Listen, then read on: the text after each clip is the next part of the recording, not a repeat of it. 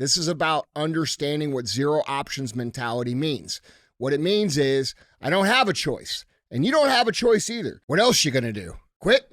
What else you gonna do, man? Go back and be a fat and sit around and do nothing, be nothing, contribute to nothing, become nothing, build nothing? Because that's the other alternative. I'm just not willing to accept that as my reality. You can either go out and build your dreams, go through all the hard, get knocked down a million times, get punched in the face a million times, get made fun of, get laughed at, get picked on, and continue to move forward, and then build your dreams and let your life speak for itself. That's your one choice. Or the other choice is you can quit. Are you willing to accept not only where you are now, but much worse for the rest of your life? Or are you willing to accept all the hard things that come with pursuing your highest potential and purpose on this planet?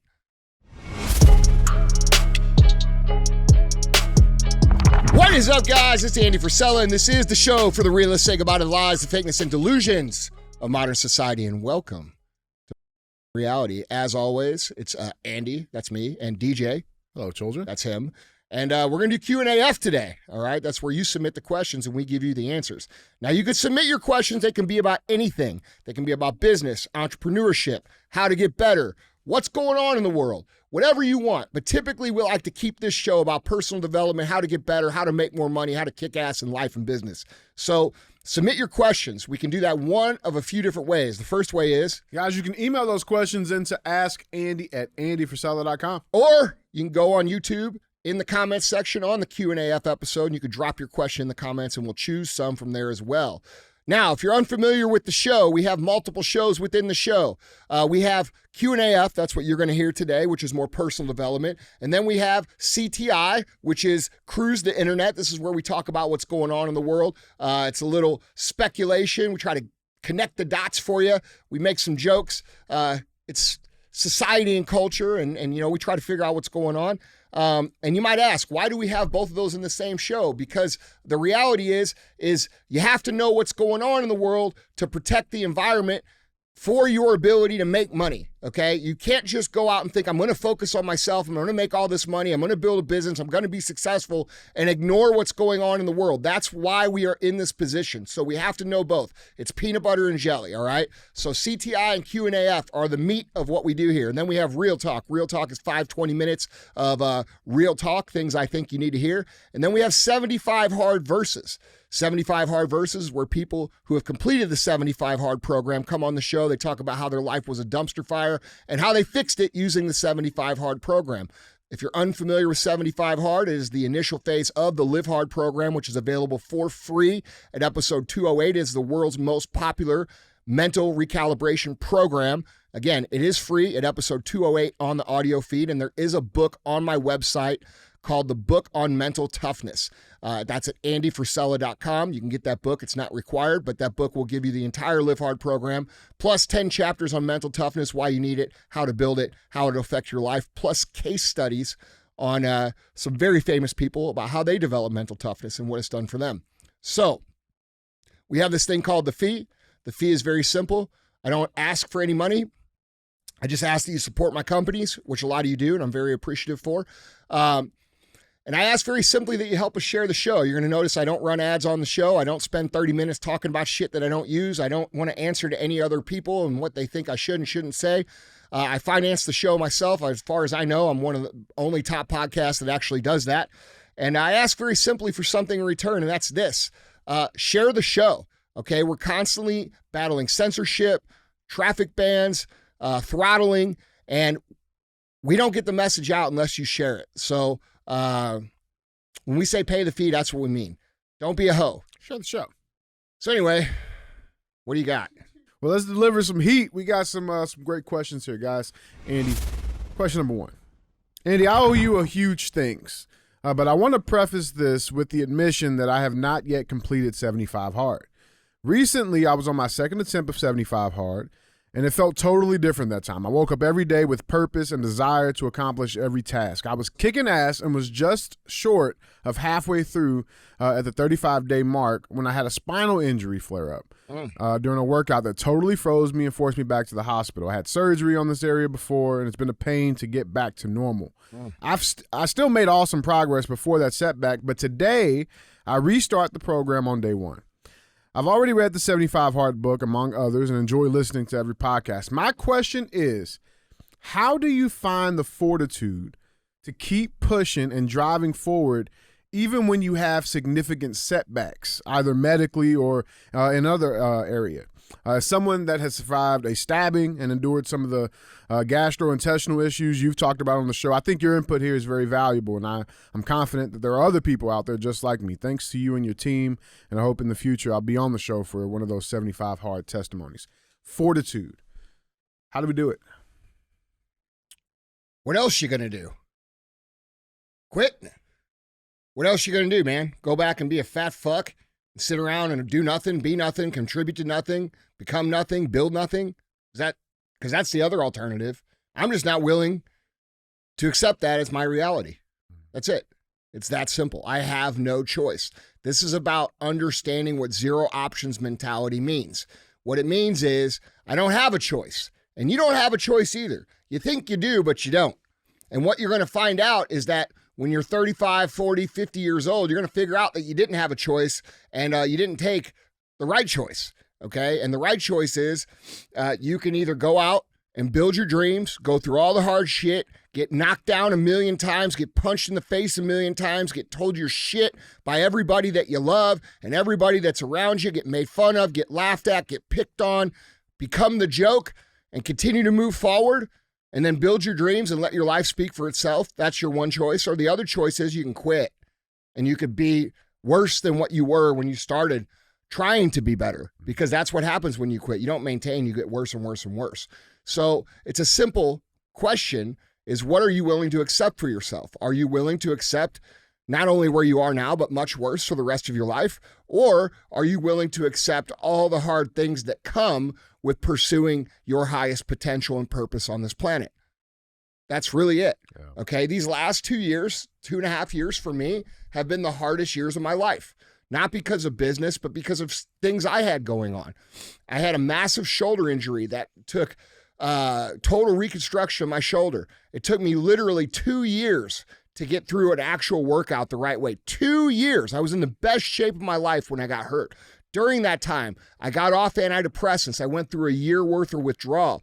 I got sick twice that required me to legitimately get real medical attention. On the second, it was January, and then the next January. And this past January, I got so fucking sick that I was shitting massive amounts of blood, and they found 2 bleeding polyps and a massive ulcer in my stomach, which I'd been dealing with for 4 years, which had my gut linings totally irritated, so I couldn't absorb any of my nutrients. And it also had me in a fight or flight 24 hours a day dealing with massive anxiety. I thought I was going crazy for the last 3 fucking years. But you know what? What did I do during that time? I got up every day. I stayed in pretty good shape. I didn't get fat, even though I really couldn't lift. I fucking did almost a year straight of rucking. I got to 348 days. You see what I'm saying?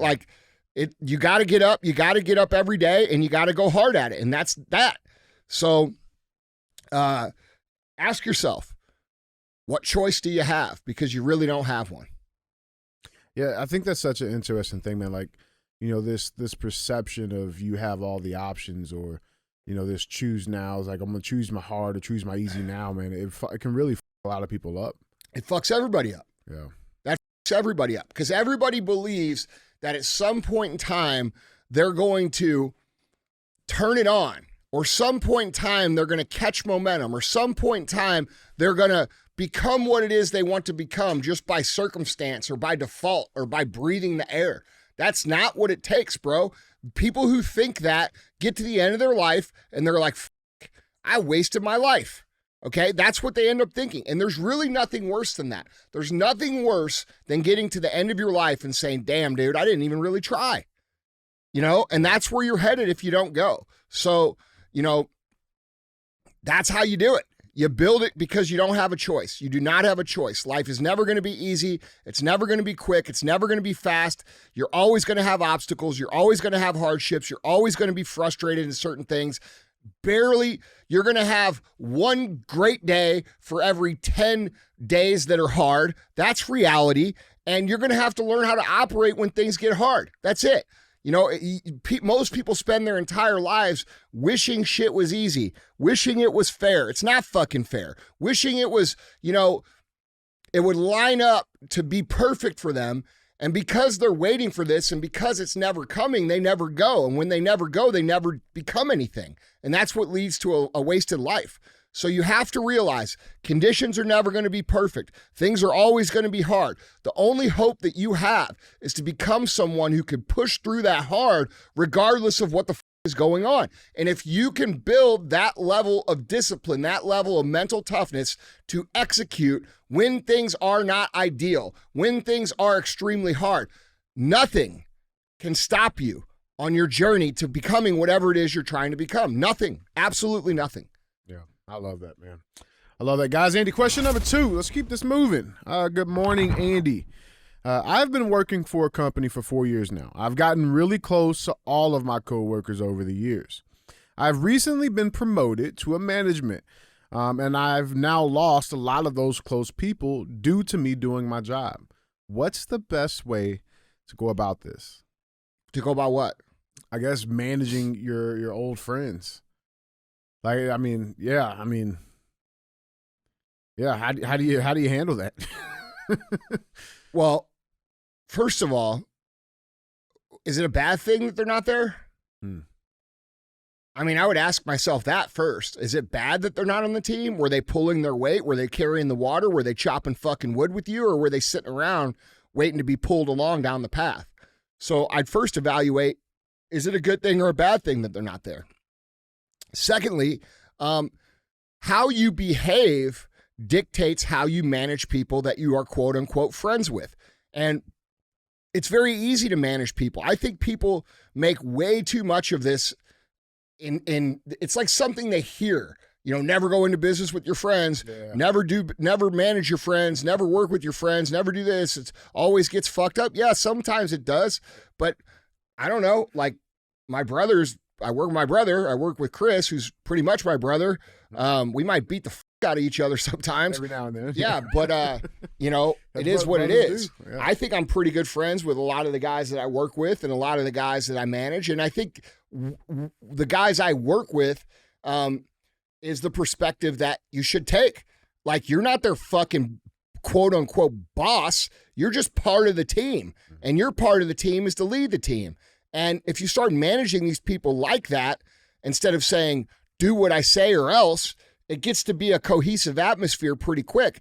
And then also, when people manage their friends, they tend to get on this power trip and they try to manage those relationships the same way in a social atmosphere. When they go out to eat or go out to a bar, they still like try to posture and make themselves feel like they're more important over people that are supposed to be their friends.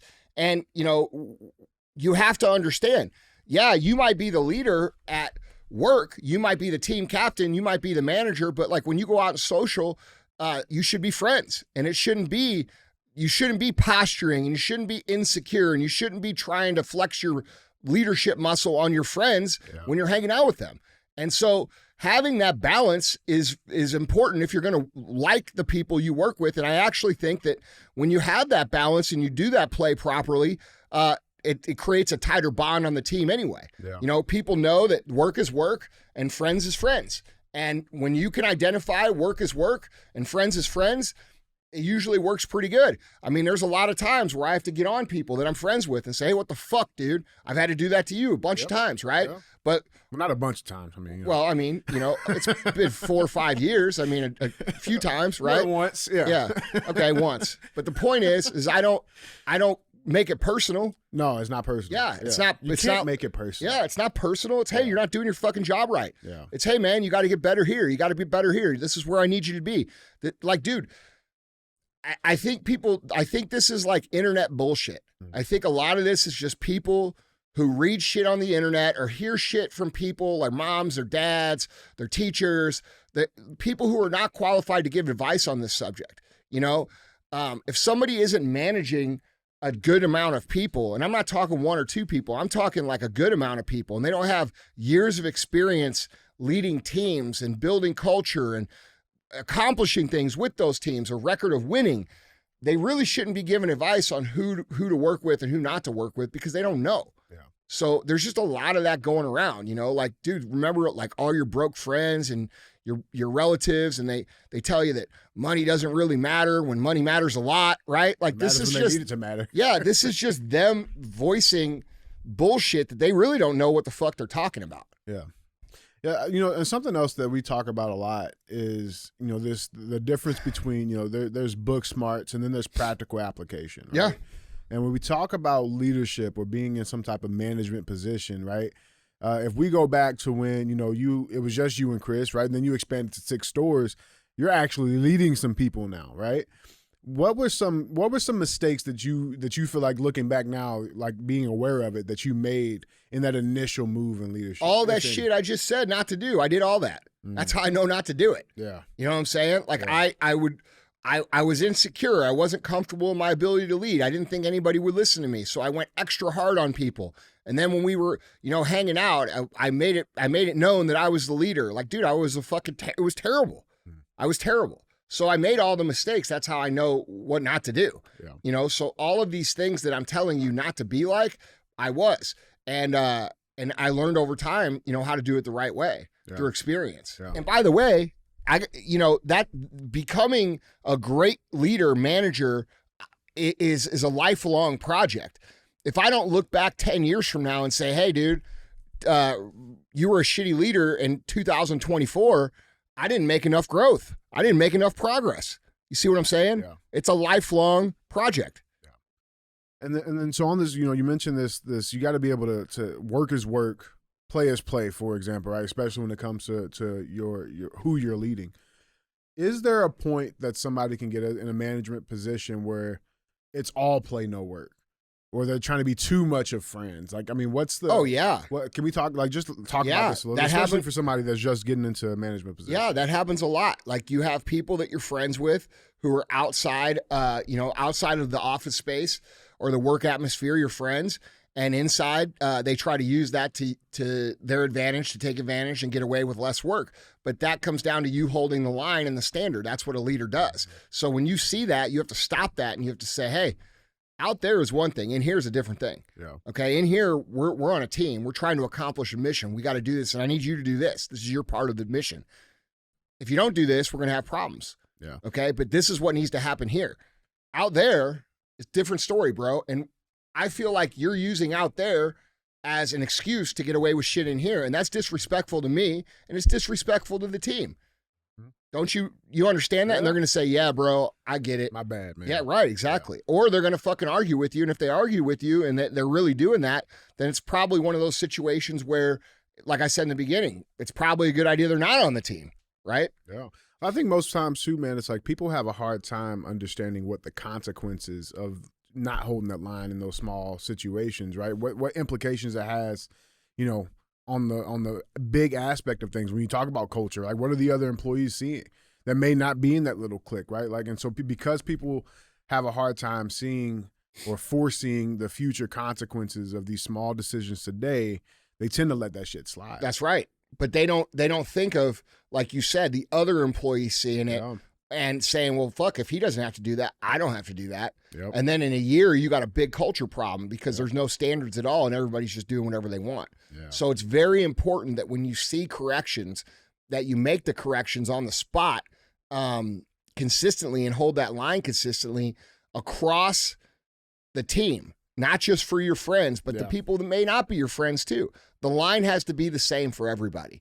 And it has to be real, and everybody has to know where it is. And if you don't have that, you're going to have chaos in the workplace. And at the very least, you're going to be unproductive.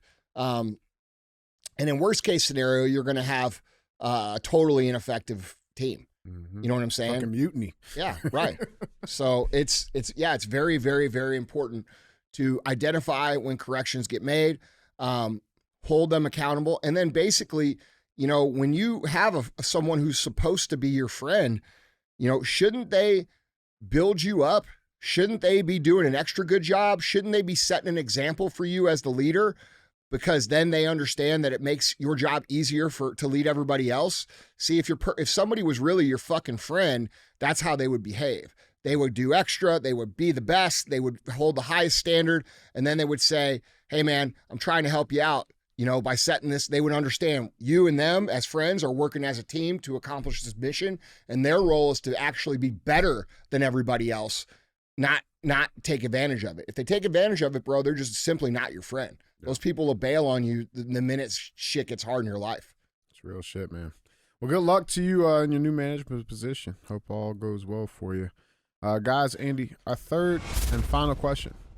I saw this. I had to ask it because of who's and it's not the same person. We're going to start with that, okay?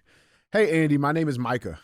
And the subject was actually your favorite light skin. I thought this was Micah at first, but it's not.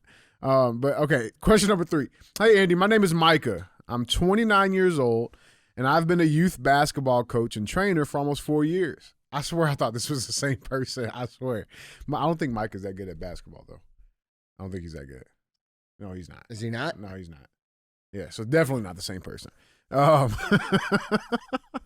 I played college basketball until I was 22 and received an opportunity to be an entrepreneur for my current company. I currently have 3 jobs, provide for my family. All 3 jobs are under the same umbrella, thank God. The shit is hard. But being able to give my sons a better life, a life that I had never had, is a goal, and I'm determined to bring that to pass. I am in a tough industry, but I feel like it is watered down with a lot of coaches or trainers not being the example for the youth and leading by example. AAU is so wild and dysfunctional at times, and we lack really good development of our youth on and off the floor, which I feel is a requirement to be a coach for youth. If you are not looking to impact those young boys and girls, then what the hell are you doing it for? My question for you is, how would you go about being the best motherfucker youth development coach in the nation? Because that's what I want to be known for. I currently train 8-year-olds to 22-year-olds, and I want to help be a solution to our decaying society and help develop amazing men and women. Thank you for paving the way. Hashtag real-ass-fan. Hashtag your favorite light skin. I mean, look, dude, what you're trying to do is the exact same thing I'm trying to do with society, okay? It's a cultural change. Cultural change dictates the outcome of the individual as they live through the program or life or whatever, okay? So you have to decide very simply, what are the values you're trying to instill? What is the mission that you're trying to accomplish? You have to make those values known. You have to make that mission known consistently. Those values should be plastered everywhere. They should be every freaking person in your camp. Every player should understand what they mean, should understand that you're serious about operating with those values. And they should understand that if they don't operate with those values, they're not going to be in the program.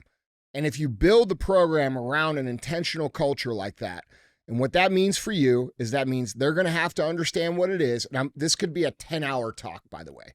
Okay. I'm giving this to you in a few minutes. So I'm summarizing everything. But what it means for you is that you're going to have to make these values known. You're going to have to teach these values. You're going to have to coach on these values. You're going to have to hold the standard around these values.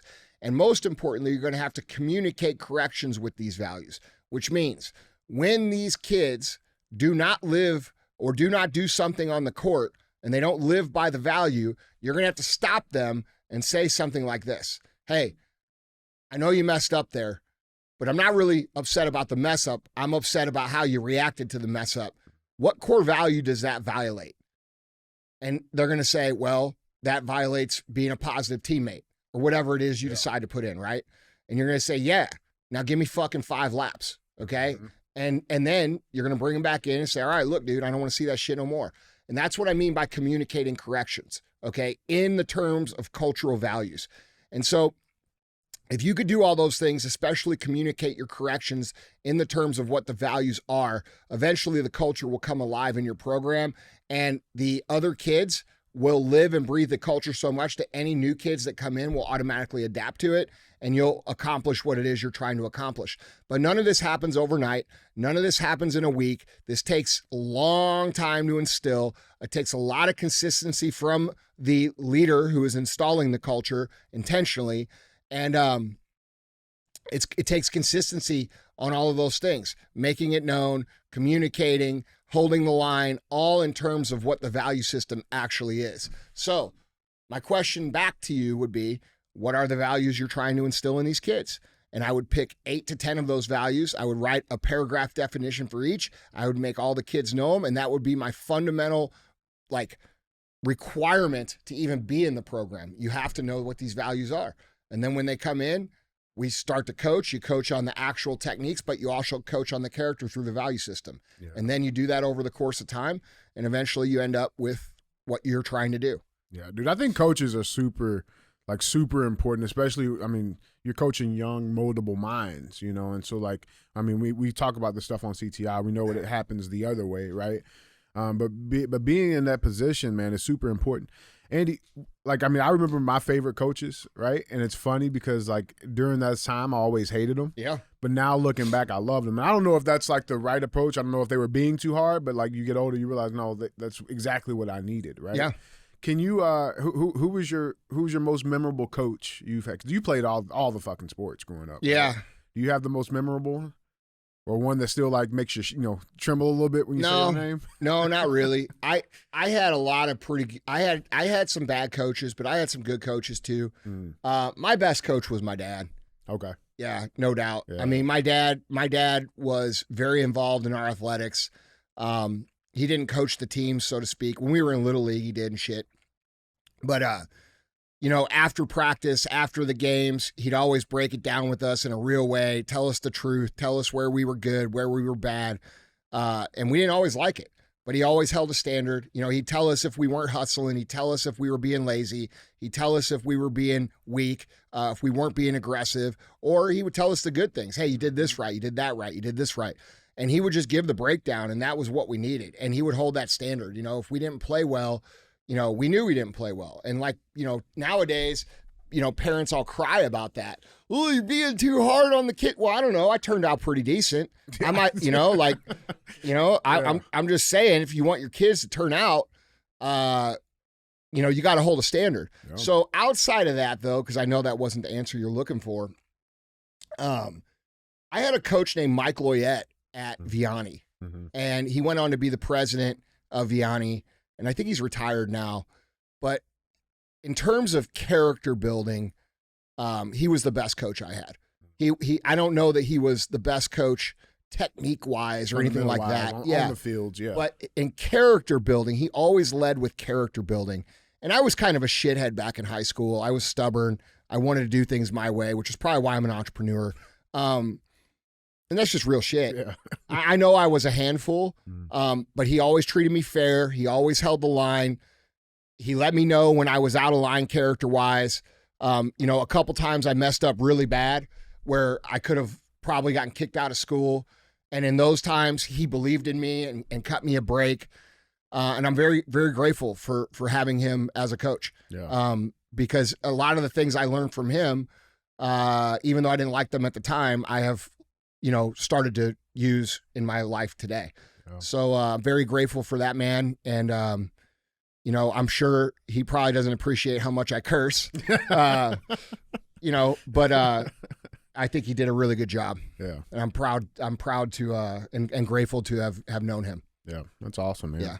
All right. A little special sauce. Andy, question number 4. Yeah. We're going to do a little extra. A little special sauce. A little extra smoke. Yeah. All right, guys, Andy. Question number 4. Hey, Andy. I am 21 years old. I was wondering what your take is on relationships and dating. I've heard a scary statistic that 50% of men are not even looking for anything casual with a woman from ages 18 to 30, which is really quite scary. I myself and a lot of my friends, all of whom are very popular, tall, not weird by any means, we're all struggling with dating. I know this is not directly related to business, but I find it important to have a good relationship with the opposite sex for many reasons: purpose, connection, motivation, etc. I recently went on a few dates with a girl who she considered herself to be a boss bitch. She is 22 and in sales and is doing really well. While right now I am grinding on growing my income in several ways, after a couple of dates, I was told she did not think we were compatible enough. I told her my situation and my vision and where I wanted to be. However, I feel it was not taken seriously and I was ghosted. I take it as I don't make enough money to be taken seriously from her. Should I not pursue relationships right now and focus on myself and my income? I was wondering what your tips are for attracting and retaining attractive women in a relationship these days. Is it even worth it in your view? Look, dude, I'm not some sort of relationship expert, so I don't come on here and pretend like I know shit that I don't really know. All right? Relationships are fucking weird. People are weird. Bitches be crazy. All that shit. All right? Here's the reality. Dudes be crazy too. Yeah. Okay? But here's the truth. All right? You need as little distraction as possible when you're building your life. Okay? Women, when they're young and attractive, get attention from older men, and older men tend to have more things going on than you have because you're younger. And if you take the time and you take the opportunity to improve your life, improve your skill set, and build a life, what will happen is your selection of potential mates will become better, okay? You will start to increase your ability to attract someone who would fit with the life that you're building. You're not going to be able to do that at 21 years old because, real talk, you don't have the ability to have a life. You're not secure. You're not financially secure. Any relationship you have right now is likely purely for sex. Okay, let's be real. You sitting here talking about purpose, connection. You ain't fooling nobody, motherfucker. Yeah, right. You're trying to fucking get it wet, dude. Yeah, right. All right. And the more you, and I'm not saying you can't date. Yeah, that's cool. I'm not saying you can't, but just know that if you spend your time in bad relationships that take your energy and, pull you away from what you're trying to accomplish, you're just delaying the eventual result you're trying to get to, which is by the time you're 30, you're in a great spot, or the time you're 35, you're in a great spot. And then you can have your choice of the available dating pool. Okay. That's the way it works. Women tend to have beauty and youth, and men tend to have money and resources. And that's what women look for. Not all the time, but it's kind of like something that they want to feel secure. Yes. They want the financial security for sure. And men, tend to look for an attractive woman who suits and supports them and pushes them to be better. Yeah. And, that's hard to find when you're 21 years old and you don't have the basic requirements that women are interested in. Mm-hmm. And so what's going to happen is, this is just reality, is you're probably going to date a whole bunch of girls through your 20s. They're going to treat you like shit. You're going to continue to work. You're going to continue to build. You're going to become successful. And then they're going to start treating you different. Okay? Because now you're an anomaly. Now you're standing out amongst the men, and you're attractive to them at that point. And you're going to say, well, people say, well, they only like you because of your money. No shit, bro. That's why I did all the fucking work. You know what I'm saying? Like, I don't know what to tell you, and, there's obviously more than that. You want, compatible connection, support of each other, having the same nature, understanding that each other's lifestyles, what they need, what they want, because dude, this is a partnership. It's not all about like the lovey-dovey feelings that everybody thinks it's about. The first 6 months that you're dating someone, both people are fucking lying. Full of shit. Yeah. Yep. They're both trying to be the best version of themselves so that they can trick the other person into falling in love with them or being with them or some shit. Guys and girls do this. And then what happens is, after 6 months, the truth starts coming out and you start telling yourself, well, I don't want to break up with them because I've been with them for 6 months. And then you end up sticking with it and you end up wasting 2-3 years of your life because you liked having sex with this person in the beginning and you thought they were cool. Right. You see what I'm saying? So like, dude, we have to look beyond sexual compatibility. We have to look beyond looks. We have to look beyond, what's cool now and think about it in the picture of our life. And I'm not saying you can't meet someone when you're young. I'm not saying you can't fall in love when you're young. But what I am saying is, for men, the quality of the woman you meet is likely not in all cases, likely to be much higher once you have established yourself in your career and in your life. And the more time you spend fucking around with girls, the longer that takes to accomplish. Yeah. So I'm not saying you shouldn't date. I dated all through my 20s. I had a good time. I had fun. It was, but looking back, I don't regret any of it. Okay. I'm just going to say that. But looking back, I did waste a lot of time that I probably could have gotten ahead faster had I not done that. Okay. So that's my take on it. I know not everybody's going to agree, but like it's America, bro. You're free to disagree. So this is a difficult situation for men because men are told their whole lives, usually by their mom, to have manners, buy flowers, open the door. And then like you go do this for girls, when you're 20, 22 years old, you get fucking walked all over and made fun of and talked shit about and laughed at. My advice for this dude is you should take this and you should put it in that chip on your shoulder and you say, bro, I'm going to become so successful that there's nowhere that this fucking chick can look and not see my mother face. All right. And that's the ultimate payback. The ultimate payback is becoming so motherfucking successful that they can't even look on the goddamn internet without seeing your motherfucking face and saying, damn. Yeah. I missed that one. That's right. Yeah, that's real shit. Anything on this 22-year-old boss bitch? I mean, I don't know if that's like a new culture thing. I don't know what that is. I know boss bitches definitely exist. Do they exist at 22? There's no boss anybody at 22. You don't know shit. You haven't done shit.